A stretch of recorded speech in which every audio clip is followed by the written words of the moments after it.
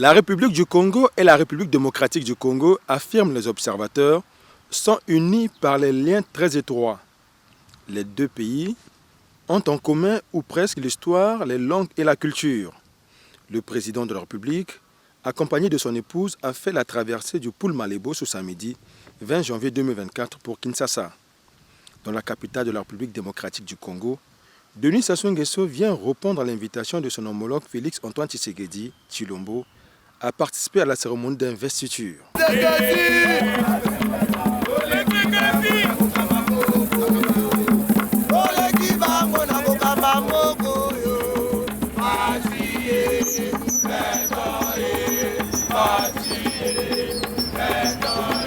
Au stade des Martyrs, les populations étaient venues nombreuses pour assister à cet événement historique qui, selon elles, confirme une avancée significative de la démocratie dans ce pays, troisième puissance démographique d'Afrique, peuplé d'environ 102 millions d'habitants. Plus d'une quinzaine de chefs d'État africains sont venus aussi soutenir ce pays frère qui a acquis sa souveraineté internationale le 30 juin 1960.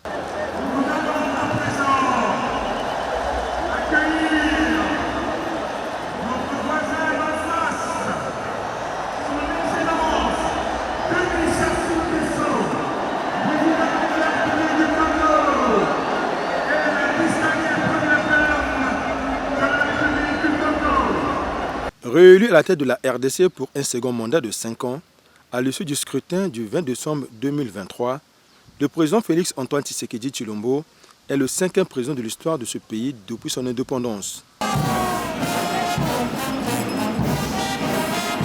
Il place ce mandat sous le signe de la sécurité, de la paix et du développement.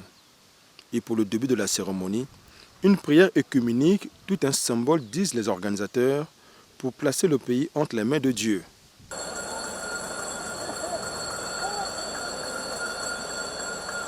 L'audience solennelle de prestation de serment devant la Cour constitutionnelle débute par la réquisition du procureur général.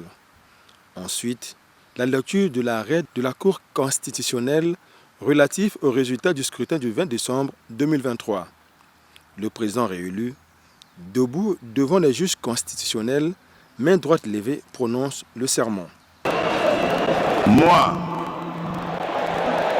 Monsieur Tshisekedi Tshilombo Félix Antoine, élu président de la République démocratique du Congo, je jure solennellement devant Dieu et la nation d'observer et de défendre la Constitution et les lois de la République, de maintenir son indépendance et l'intégrité de son territoire, de sauvegarder l'unité nationale, de ne me laisser guider que par l'intérêt général et le respect des droits de la personne humaine, de consacrer toutes mes forces à la promotion du bien commun. Par la suite, le président de la Cour constitutionnelle remet au chef de l'État les symboles du pouvoir. Un autre fait, la remise du grand cordon par le grand chancelier des ordres nationaux. Le tout couronné par le passage des notabilités traditionnelles de la RDC qui, à leur tour, remettent au président Tshisekedi les attributs du pouvoir traditionnel. Dans son discours de circonstance, Félix Antoine Tshisekedi Tshilombo a d'emblée rendu hommage à tous ses concitoyens, sans oublier toute la classe politique de son pays. Il a félicité, entre autres, la République du Congo, ce pays frère, pour son soutien logistique apporté lors de l'organisation des élections générales du 20 décembre dernier. Il promet poursuivre l'émergence de la RDC, amorcée lors de son premier mandat. Les défis sont énormes, reconnaît-il. Parmi les chantiers prioritaires de son nouveau mandat, il y a la protection du pouvoir d'achat des ménages, la poursuite de la diversification économique et le désenclavement du territoire. Je m'engage à user de tout ce qui est en mon pouvoir pour que les erreurs du passé ne se reproduisent plus et pour que les actions nécessaires à l'avancement de notre pays soient promptement prises. C'est à cela que j'engagerai le gouvernement qui sera formé une fois la majorité dégagée. D'ores et déjà, j'appelle tous les animateurs des institutions publiques, à quelque échelon que ce soit, toutes les citoyennes et tous les citoyens à un sens élevé de patriotisme, afin que notre rêve commun à tous de voir notre Congo dans toute sa splendeur devienne une réalité. Sur le plan international, le président Tshisekedi promet promouvoir davantage l'intégration régionale et lutter sans relâche contre le réchauffement climatique. Devant ses homologues africains, Félix Antoine Tshisekedi Tshilombo, en sa qualité de chef suprême des forces de défense et de sécurité de la RDC, a eu droit à une parade militaire.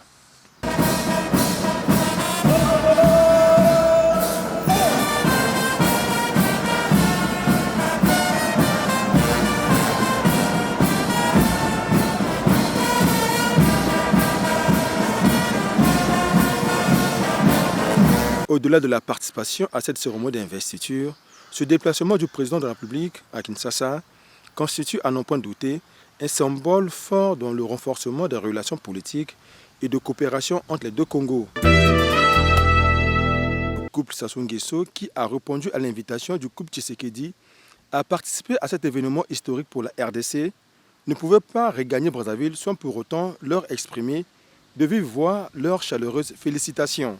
Cette rencontre a permis aux deux chefs d'État de parler aussi de l'excellence des relations diplomatiques qui lient les deux Congos depuis près de 74 ans. Outre les relations bilatérales, la République du Congo et la République démocratique du Congo sont membres de l'Organisation internationale de la francophonie, de la Communauté économique des États de l'Afrique centrale, de la Conférence internationale de la région des Grands Lacs et de la Commission climat du bassin du Congo. Cette coopération multilatérale donne à comprendre tout l'intérêt que Denis Sassou Nguesso et Félix Antoine Tshisekedi Tshilombo ont en commun pour la promotion du multilatéralisme, du panafricanisme et de la lutte contre le réchauffement climatique. De même, les deux Congos sont membres de la Commission du Golfe de Guinée, ce qui justifie aussi le dynamisme des deux chefs d'État dans la lutte contre la piraterie maritime. Les deux chefs d'État qui partagent la même vision de l'intégration régionale et sous-régionale se rencontrent régulièrement. C'est en début d'après-midi de ce dimanche 21 janvier 2023 que le couple présidentiel a regagné Brazzaville.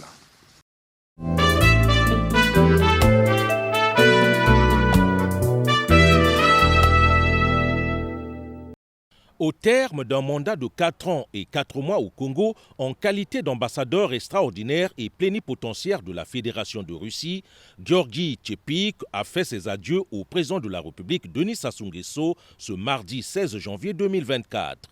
À cette occasion, le chef de l'État congolais et le diplomate russe ont passé en revue l'état de la coopération bilatérale entre les deux pays.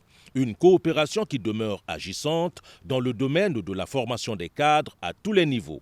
Mon mandat en tant qu'ambassadeur de la Fédération de Russie va bientôt toucher à sa fin. En termes de ma mission, dans différents aspects politiques, économiques, humanitaires, on a parlé de certains projets qui sont actuellement à l'ordre du jour et dans le secteur énergétique.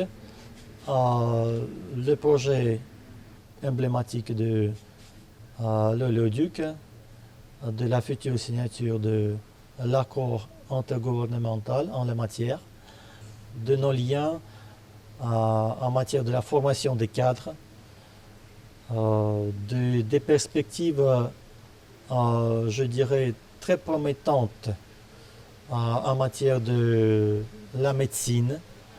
Nous n'avons aucun problème au niveau politique avec la République du Congo puisque nos positions, notre vision de l'évaluation de la situation au monde sont plus ou moins les mêmes ou concordantes.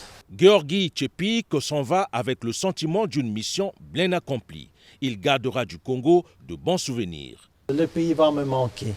Beaucoup de choses, beaucoup d'amis, le peuple congolais gentil et amical, dont j'ai bénéficié toute l'hospitalité pendant mon séjour. Donc la sécurité exemplaire dans le pays. Tout ça, ce sont mes souvenirs du Congo qui sont toujours dans mon cœur. Après mon retour à Moscou, je crois que j'aurai la possibilité de rester dans les affaires africaines et je ne manquerai pas à apporter mon petit concours pour le futur développement des relations multiformes entre nos deux pays. Tout compte fait, l'axe Brazzaville-Moscou est au beau fixe. En témoigne la récente visite du président Denis Sassou Nguesso en Russie à l'occasion du sommet Russie-Afrique tenu les 27 et 28 juillet 2023 à Saint-Pétersbourg. Le port de Pointe-Noire est un port en eau profonde qui a vocation de servir de port de transbordement dans la sous-région Afrique centrale. Fort de cet atout, les hommes d'affaires internationaux convoitent le littoral congolais pour investir dans le domaine portuaire, à l'instar du groupe Al Bayrak de droit turc. À la tête d'une forte délégation, le PDG de ce groupe, Ahmet Al Bayrak, a traduit au président de la République l'ambition du groupe Al Bayrak de faire du port autonome de Pointe-Noire un hub en Afrique centrale. On investit au port. Le port va permettre justement l'entrée des produits de façon plus efficace pour que justement le pays puisse être ravitaillé avec les produits vraquiers et conventionnels dans des standards internationaux. Donc nous allons importer les équipements modernes, nous allons moderniser l'intérieur du port.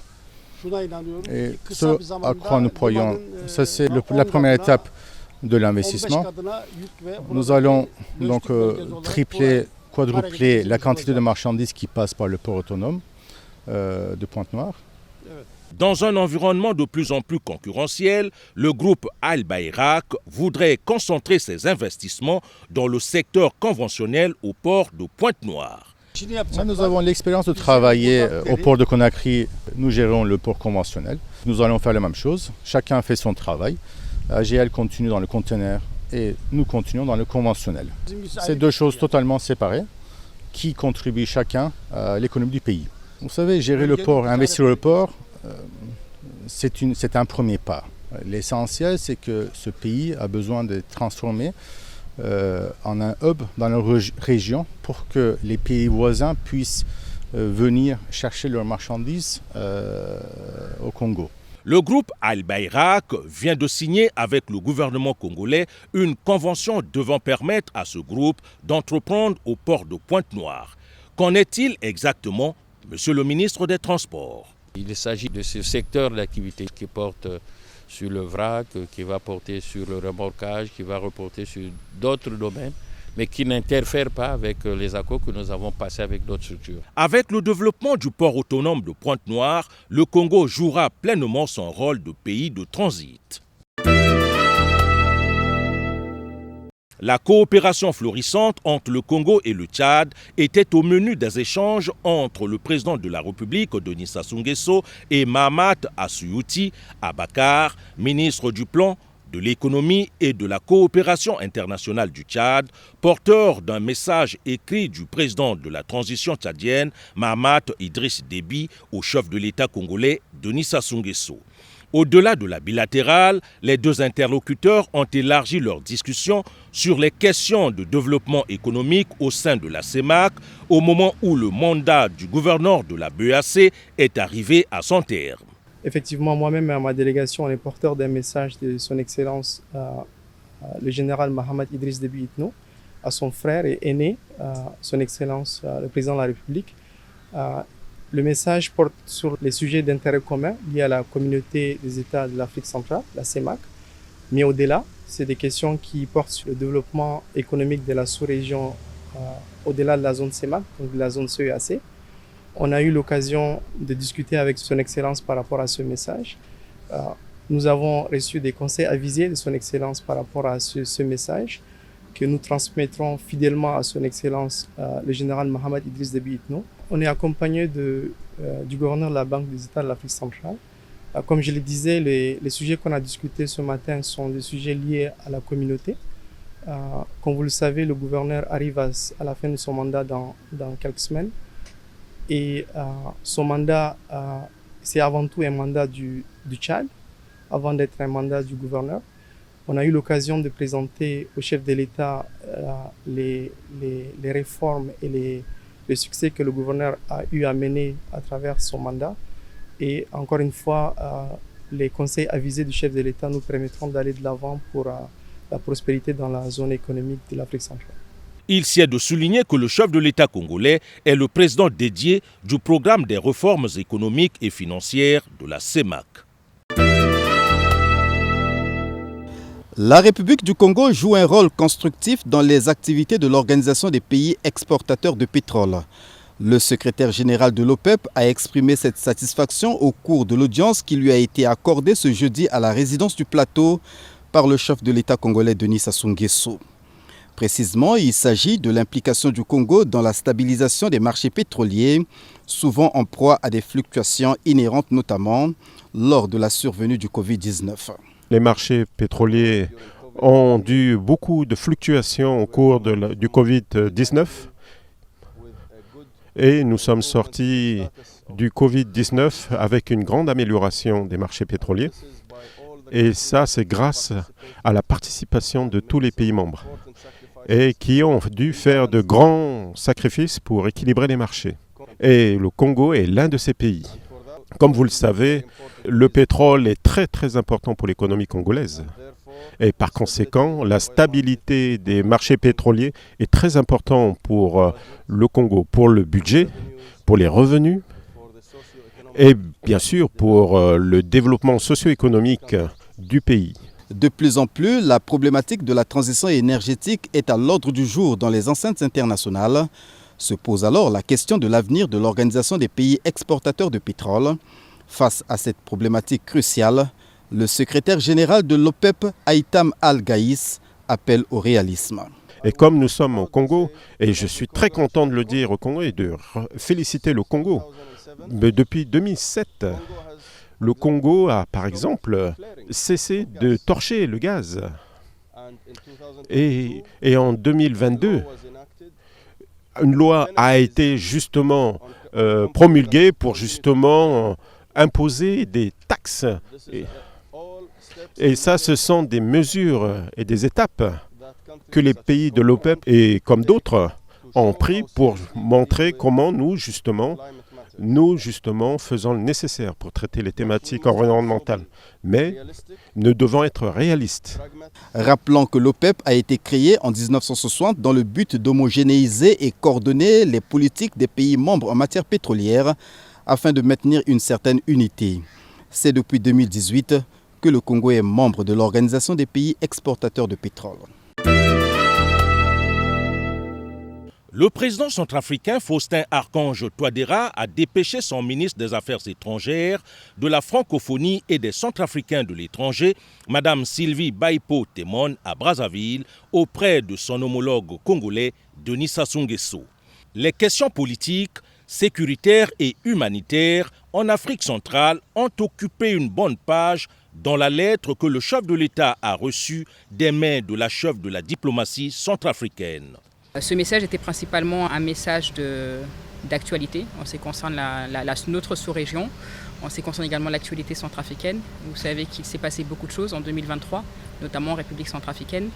Et il était important pour le président Touadéra en ce début d'année de porter auprès de son frère un certain nombre d'informations qui concernent en premier lieu notre sous-région, dans lequel la République centrafricaine est engagée, mais également en ce qui concerne l'actualité centrafricaine et les travaux qui ont été menés par le gouvernement centrafricain sous l'impulsion du président de la République concernant les défis sécuritaires, les défis économiques et autres. Le Congo est une terre d'accueil qui a offert son hospitalité aux peuples frères des pays de la sous-région qui ont connu l'instabilité politique, occasionnant ainsi le déplacement massif des populations vers les pays voisins.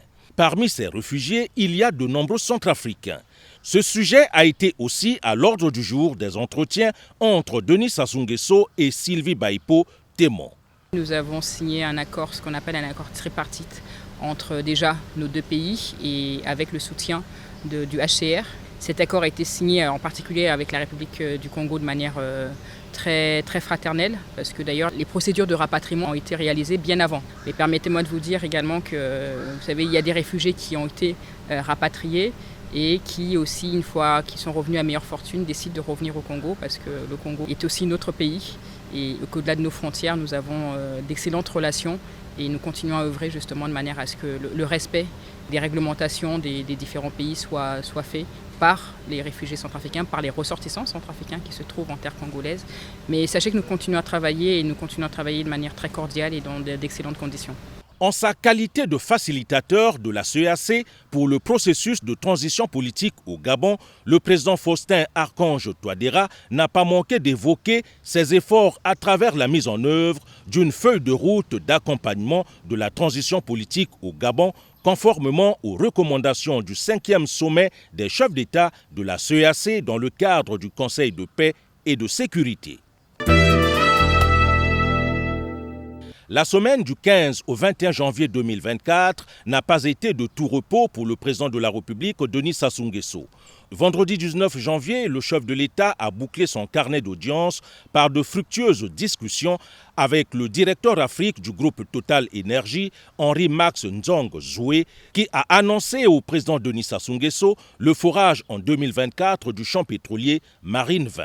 Aujourd'hui, Total Énergie, nous sommes le premier producteur au Congo et nous entendons le rester avec à peu près une production de 110 000 barils jour. Alors pour rester le premier producteur au Congo, nous allons poursuivre nos activités à la fois d'exploration. L'année 2024 va être une année riche avec le forage d'un puits d'exploration sur le bloc Marine 20, mais également des puits intercalaires pour maintenir notre production au Congo. Ensuite, pour les changements au niveau de la direction Afrique, j'ai eu l'honneur et le plaisir de conduire la direction Afrique pendant 2 ans. J'ai été remplacé sur ce poste par M. Mike Sangster, qui connaît très bien l'Afrique. Il a été directeur général de nos opérations au Nigeria et par ailleurs, il a eu beaucoup de contacts avec l'Afrique. Pour lutter contre le changement climatique, le groupe Total Énergie s'est engagé dans la diversification de ses activités au Congo avec le projet Bakassi sur le plateau Bateke à quelques encablures d'Ongo. Maintenant que nous sommes une société multi-énergie, notre ambition c'est également d'avoir de nouvelles activités au Congo. Nous avons lancé le projet Bakassi, et donc il s'agit de capter le CO2 de manière biologique en plantant des arbres, pour faire simple. Donc aujourd'hui, nous en avons planté à peu près 5000 hectares par rapport à une ambition de 40 000 hectares. Donc ça vous montre bien que Total Énergie poursuit également ses activités de diversification au Congo. Le Congo a fait état au directeur Afrique de Total de la mission de certification qui a été menée au niveau des pays de l'OPEP qui n'impacte pas la production pétrolière du pays. Ce qui fait que le groupe Total Énergie va poursuivre sa production sans aucun quota. Bonne nouvelle.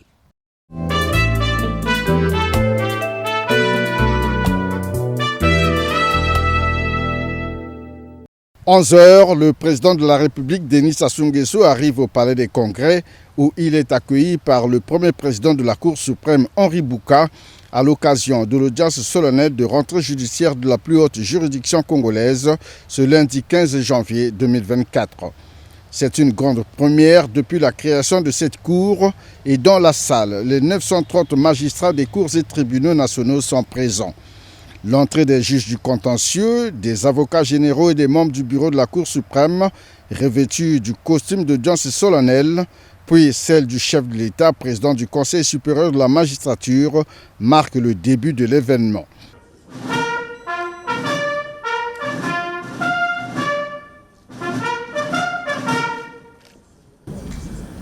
Mesdames et messieurs, l'audience solennelle de rentrée judiciaire de la Cour suprême est ouverte. Très respectueusement, Excellence, Monsieur le Président de la République, Président du Conseil supérieur de la magistrature, veuillez prendre place à la place qui est réservée au Président de la République, Président du Conseil. Une audience qui s'inscrit désormais dans les annales de l'histoire de la justice congolaise, occasion pour le premier président de la Cour suprême, Henri Bouka, de circoncire le contexte de la tenue de cette audience solennelle. Moment de grande fierté d'interpellation des magistrats sur la qualité des décisions et la méthode dans la procédure de saisine en cassation, Henri Bouka a été en tout cas déterminant à l'ouverture de l'audience.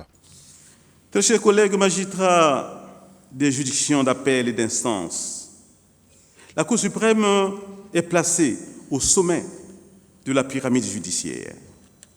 Son rayonnement illumine toutes les autres juridictions nationales dont vous êtes les animateurs. Merci d'être là, parce que la Cour suprême n'existerait pas, il n'aurait pas de raison d'exister si vous n'étiez pas là pour lui donner de la matière. Mais inversement, ce sont la haute juridiction nationale qui contrôle, casse ou rejette, et de la sorte régule. Ce sont la haute juridiction nationale qui demande des comptes, fait des observations en réponse aux notices reçues. Le risque d'une justice dégradée serait accru et avéré, pour ne point dire existentiel, pour le système judiciaire national. Ainsi, le premier président de la Cour suprême a insisté sur la nécessité de garantir l'indépendance de la justice, une exigence logique qui recommande de dire le droit, rien que le droit, afin de veiller au rayonnement de la justice congolaise et préserver la vie en société.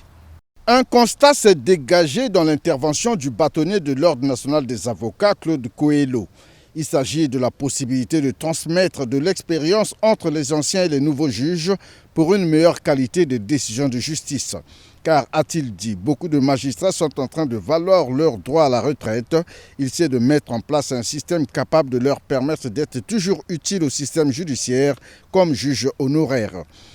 Je relève que depuis 2018, d'éminents magistrats de la Cour suprême et des cours et tribunaux ont été admis à faire valoir leur droit à la retraite. Or, les juges de la Cour suprême qui ont pour mission de contrôler et d'unifier l'interprétation de la loi, en se libérant des faits et de leurs émotions, ont acquis une expertise de la technique de cassation du fait de la confrontation permanente à cette complexité du droit. Je voudrais aussi faire constater que les hauts magistrats exerçant présentement à la Cour suprême ont tous presque atteint l'âge légal de la retraite. Ceux qui doivent les remplacer et sont en fonction dans les cours et tribunaux sont pour certains quasiment en âge légal de la retraite et pour d'autres viennent d'aviser pour la plupart en magistrature et ont besoin d'apprendre encore. Cela peut être préjudiciable à la qualité des décisions qui seront rendues. Pour y remédier, certains États confrontés à ce même problème, comme la France et bien d'autres en Europe, ont fait profiter aux hauts magistrats de la Cour de cassation, admis à faire valoir leur droit à la retraite, d'une prorogation de leur temps de travail pour une durée de 3 ans ou plus, pour permettre cette transmission du savoir, de la technicité que doit avoir un juge de cassation. Le bâtonnier a également suggéré qu'une ouverture soit donnée aux avocats de postuler à la Cour suprême. De son côté, le procureur général près la Cour suprême, Théophile Binti, a plaidé pour une justice juste et équitable au Congo. Pour cela, il a appelé les magistrats dans une démarche pédagogique à la discipline et le devoir de loyauté sur les secrets d'enquête et à une vision commune mettant en exergue l'application de la loi. Face à des instructions reçues, le magistrat du parquet qui entend user de sa liberté de parole devrait en informer sa hiérarchie. La plume est serve et la parole libre ne signifie nullement irresponsabilité, encore moins rébellion. Le devoir de loyauté au sein du ministère public chemine avec l'obligation de réserve qui interdit toute critique de l'action des pouvoirs publics et des chefs hiérarchiques, d'une part. Et d'autre part, Ce devoir de loyauté, bien entendu, embrasse le secret de l'enquête et de l'instruction, ce qui exclut toute discussion dans les réseaux sociaux. Par ailleurs, cette chaîne de commandement s'ouvre aussi à l'indivisibilité des magistrats du parquet, notamment au sein de chaque parquet et même au niveau des supérieurs hiérarchiques. Un seul corps, une vision partagée, une cohésion forte. En un mot, une équipe des plus redoutables contre la délinquance individuelle et en bande organisée. Sans oublier, dorénavant, l'engagement à l'exécution des sentences pénales. Concluant l'audience solennelle, le premier président de la Cour suprême, Henri Bouka, a fait l'état des lieux du système judiciaire congolais et a rappelé les arrêts et autres pourvoirs en cassation, ainsi que les condamnations prononcées à l'encontre d'un magistrat et d'un maire d'arrondissement au cours de l'année 2023. Il a martelé sur la nécessité de se servir du dispositif qui permette de rendre une justice équitable, tout en souhaitant l'amélioration des conditions de travail et des lieux de détention des prévenus. La justice juste et équitable célèbre la victoire de l'impartialité, de la droiture et de la rectitude, symbolisée par le bandeau sur les yeux d'une jeune dame qui tient dans sa main la table des lois. La jeune dame aux yeux bandés, c'est la justice rayonnante et triomphante. Excellence, la Cour a très bien compris que la justice que vous appelez de tous vos voeux ne trompe pas et ne doit pas se tromper. Elle doit, par contre, être juste et prompte. Cela n'est point antinomique. C'est l'idéal que nous poursuivons depuis toujours, malgré les faiblesses relevées, avec raison, à notre attention. La première rentrée judiciaire de l'histoire de la Cour suprême qui s'est tenue ce 15 janvier 2024 a été non seulement un moment capital au cours duquel la justice congolaise a été à l'honneur, mais aussi celui de recevoir les instructions du président de la République, Denis Sassou Nguesso, président du Conseil supérieur de la magistrature pour la nouvelle année. Après avoir suivi le rapport annuel des activités de l'ensemble des juridictions nationales, le chef de l'État a indiqué dans son message d'orientation que le processus de modernisation de la justice au Congo depuis 1962 a connu d'importantes avancées avant de mettre un accent particulier sur de nombreux défis que cette institution de l'État est appelée à relever pour améliorer ses prestations vis-à-vis de la population.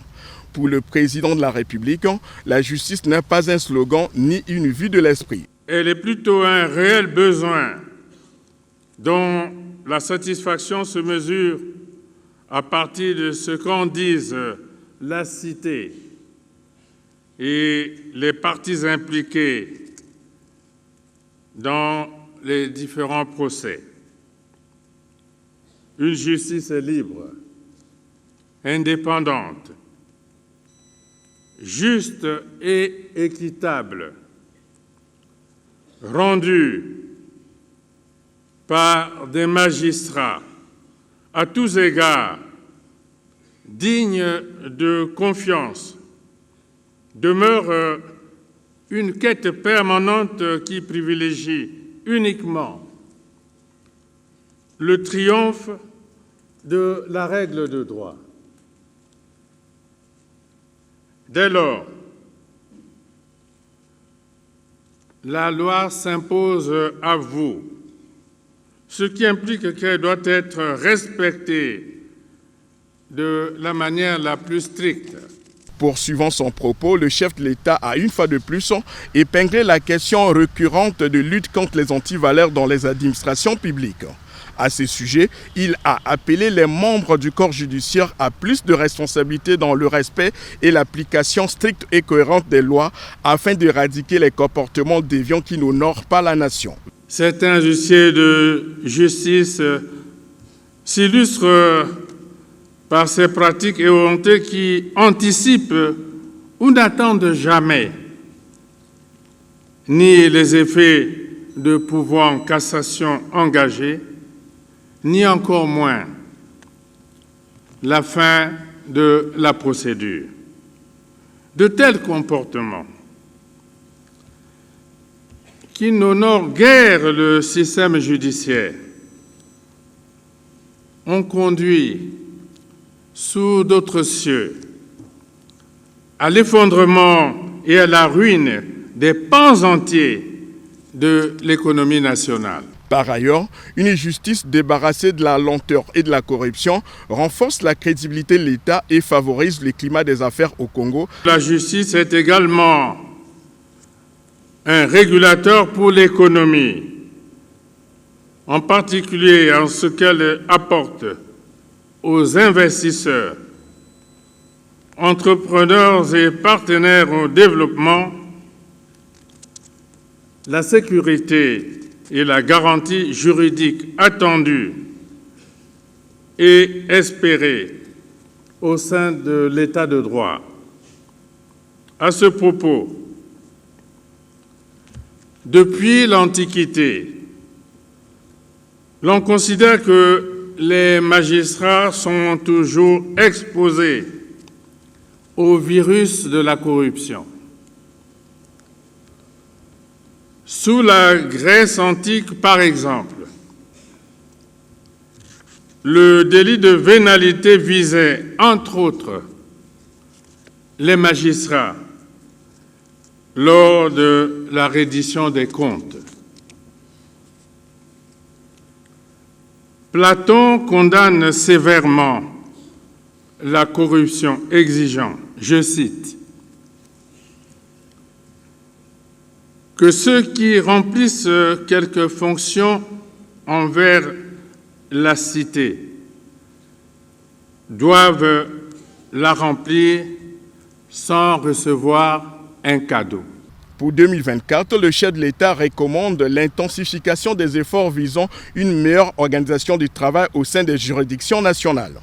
La justice, a-t-il affirmé, doit prendre sa place dans le processus de construction de l'État de droit au Congo en corrigeant les faiblesses constatées. Je vous encourage à persévérer dans le travail acharné et conséquent afin que les statistiques à venir et tous autres rapports sur le fonctionnement des cours et tribunaux soient désormais plus éloquents.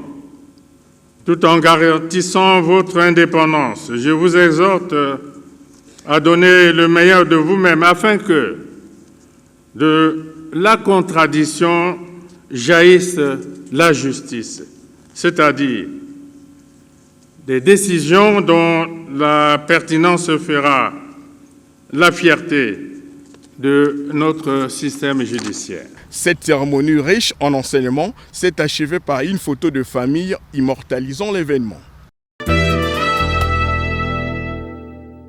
La date du 15 janvier 2024 sera gravée dans les annales de l'histoire judiciaire de la République du Congo parce qu'elle marque la toute première audience solennelle de rentrée judiciaire de la Cour suprême.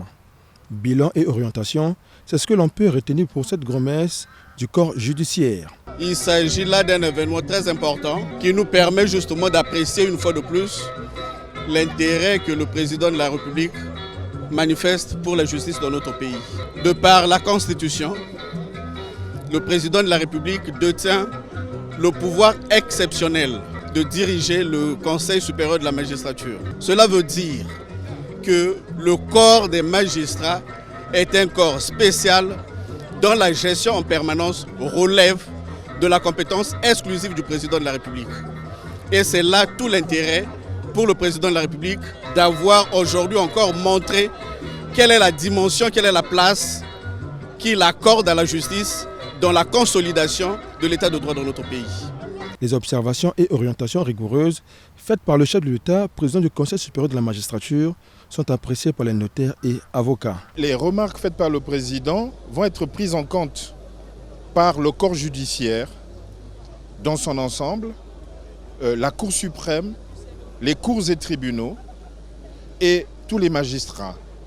Et nous avons foi que, en sa qualité de premier citoyen, de premier magistrat, de président du Conseil supérieur de la magistrature, les orientations qu'il a données vont être suivies à la lettre. Ce qui est plus marquant dans cette cérémonie, c'est que tous les grands magistrats, et dont le premier magistrat du pays, à passer en revue les bienfaits de la justice congolaise qui est en train de faire ses premiers pas pour la construction de l'œuvre dite de l'état de droit, suivi par le discours du premier président de la Cour suprême qui a fait l'état de la justice au niveau actuel.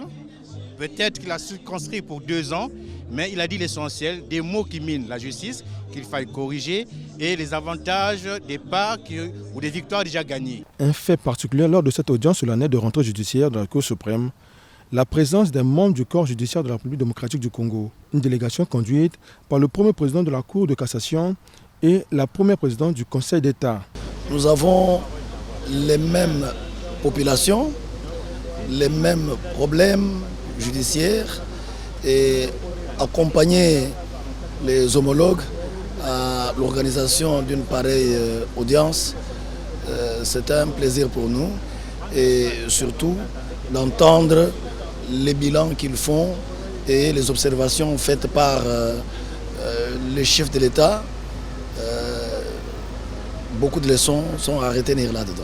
La population congolaise qui suit avec attention l'évolution de la justice en République du Congo rêve d'une justice qui rassure et sécurise, ceci pour l'épanouissement collectif.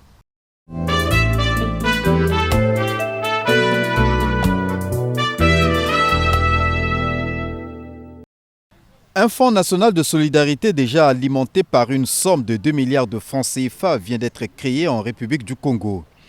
C'est l'une des mesures prises à l'occasion de la réunion du Conseil des ministres tenue le jeudi 18 janvier 2024 au Palais du Peuple sous la très haute autorité du président de la République, Denis Sassou Nguesso. Se fondant sur l'urgence de mettre en œuvre un programme vigoureux d'employabilité et de prise en charge particulière de la jeunesse, la mise en œuvre immédiate des actions humanitaires d'urgence et la nécessité d'accélérer la mise en œuvre du Plan national de développement 2022-2026, les membres de l'exécutif ont examiné les grandes lignes d'un programme de mise en œuvre accélérée du Plan national de développement et de prise en main de la jeunesse. Ce programme, qui prend en compte les contraintes budgétaires, est décliné en 3 axes principaux.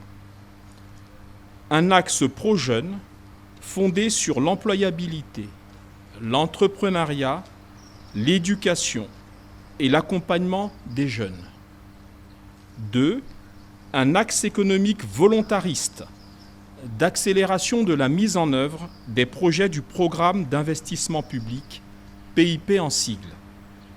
Mais également un axe fondé sur les questions d'urbanisme, axe qui mettra en avant les questions d'assainissement et de résilience des villes et communes de notre pays.